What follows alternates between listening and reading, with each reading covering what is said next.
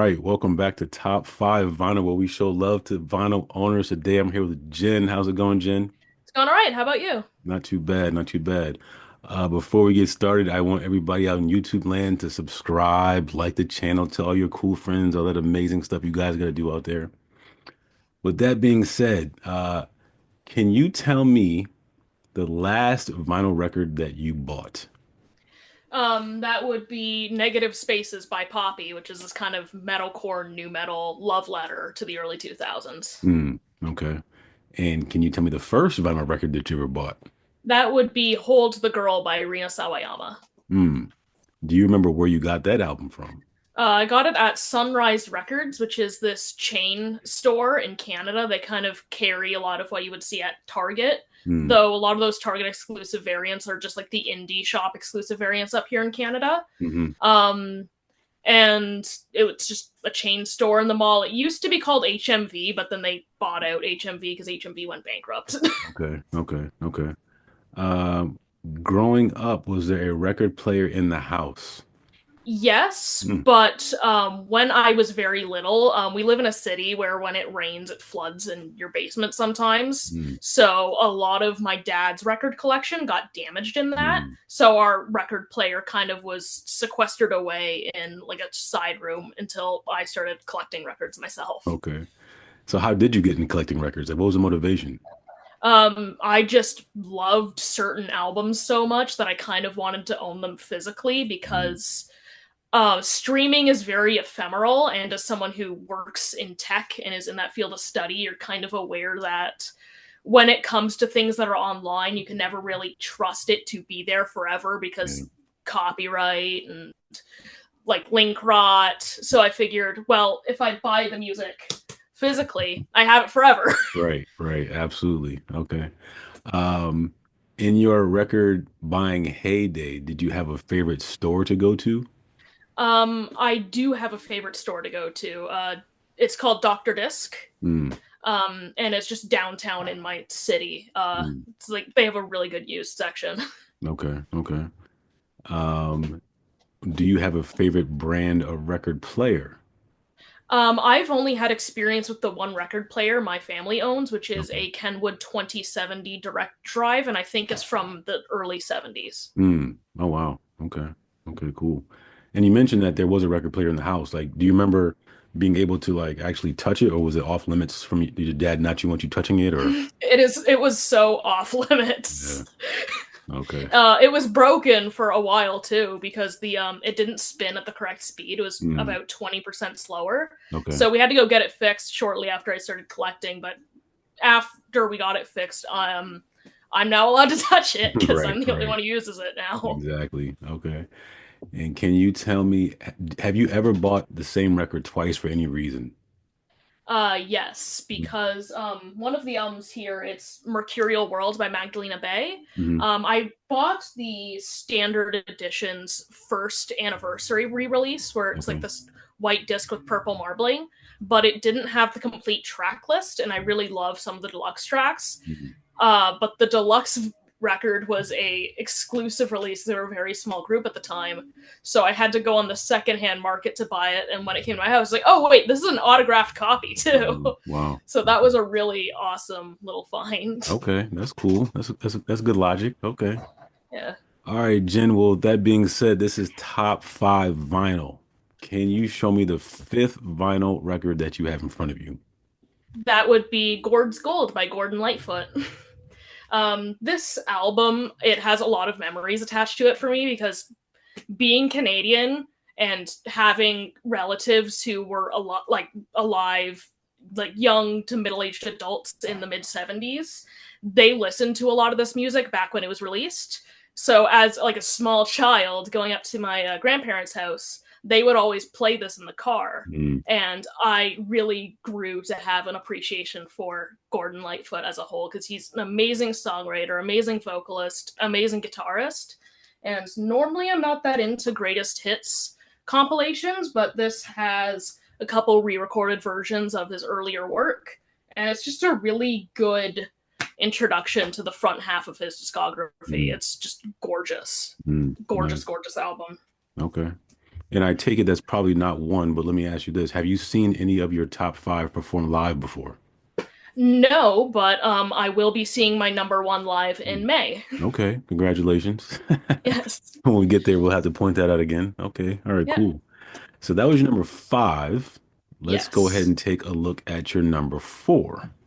That would be Prequel by Ghost. This Mm, one's a fun one. Ghost is this. They're a metal band or hard rock. Some people say they're hard rock, some people say they're metal, from Sweden. And they're very reminiscent of the metal of the early 70s. So you have that kind of very campy, satanic vibe where, like, they're obviously just doing it for the theatrics. mm, mm, And this one was a concept album about the Black Plague.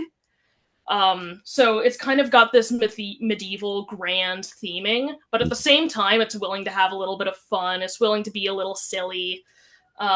You have at the end of side A, there's a song called Miasma, which is an instrumental piece that ends with like a saxophone solo. It's mm, just a bundle of fun of an album. mm, Every song just hits. It's catchy, but it's still kind of got this nice, dark, fun mm. atmosphere. Okay, okay. It's the way I would describe it is this is like ABBA, but for metal fans. Gotcha. Okay, that's cool. Interesting. Okay. All right, so that was your number four. Yes. Let's take a look at your number three. The number three would be Violator by Depeche Mode. Hmm. This album, I just love the production on this thing. It's very dark, it's very gloomy, but it doesn't feel overbearing. And every element just feels like it's placed in the mix well. There aren't any skips on here. It's just a gorgeous listen, front to back. I feel like my favorite song on here would probably be Policy of Truth. Hmm. But I just adore this album. This was actually a gift from a friend Hmm. because they accidentally bought a second copy of this album, and they were just like, I don't have any reason to have a second copy of this because they're both recent represses. Do you want my copy? Right, right. So, and obviously I said yes because this is a gorgeous album. Honestly, one of the best albums of 1990, if you were Hmm. to ask me. It's Hmm. just gorgeous. And how could you say no to free, you know? Exactly. Okay, cool. That was your number three. Let's go ahead and take a look at your number two.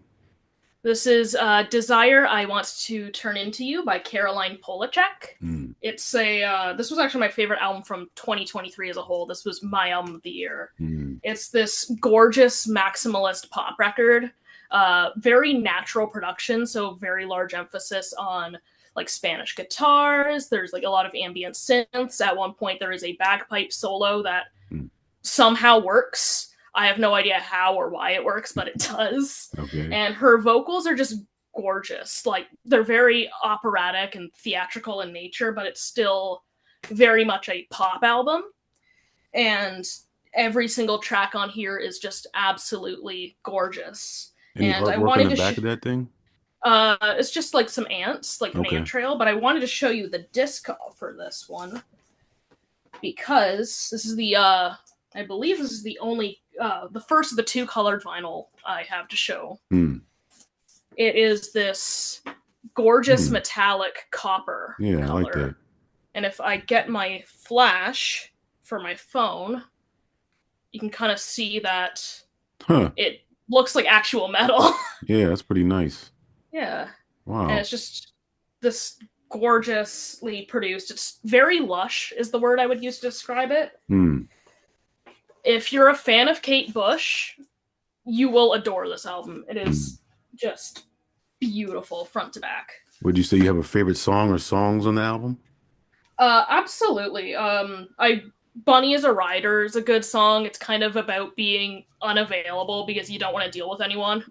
Hmm. Sunset is just gorgeous. It starts on this very spare Spanish guitar riff and then it just kind of explodes by the end of it. Hmm. Crude Drawing of an Angel is just a gorgeous kind of darker ambient track that's a Okay. very nice cool down from Sunset.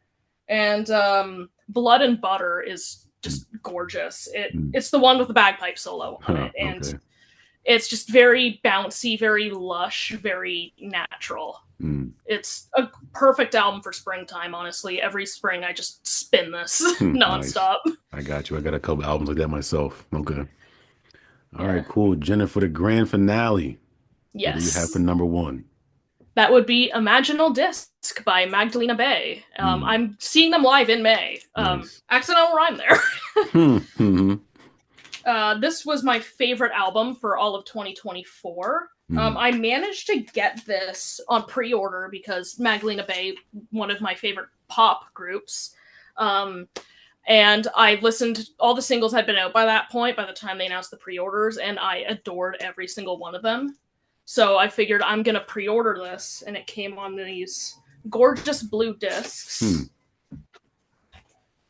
One of my cats just kind of hopped up.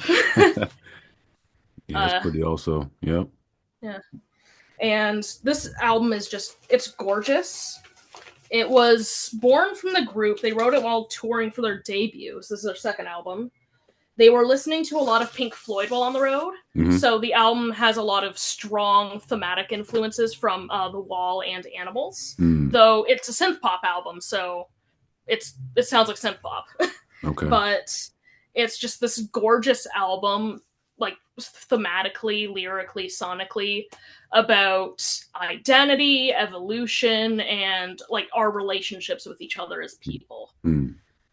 My favorite songs on here would have to be Image, Tunnel Vision, That's My Floor, and Cry For Me, which is like those three, they're all kind of, Image is like a disco track. It's kind of it's synthy. It's kind of got a bit of a nice groove to it. Okay. Tunnel Vision is this prog rock track that just ends with this cathartic breakdown with the drums just pummeling you.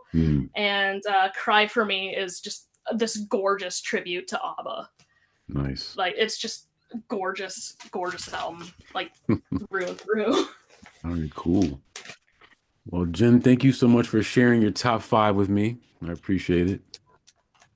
Thanks for having me. Oh, Sorry if I was a little sparse on my explanations for everything, but I mean, not at all. I love these albums. It's kind of hard. You can't really say much more than that. Right. I get it. Absolutely. Yeah. All right, cool. We'll talk soon. All right. Bye. Have a good one.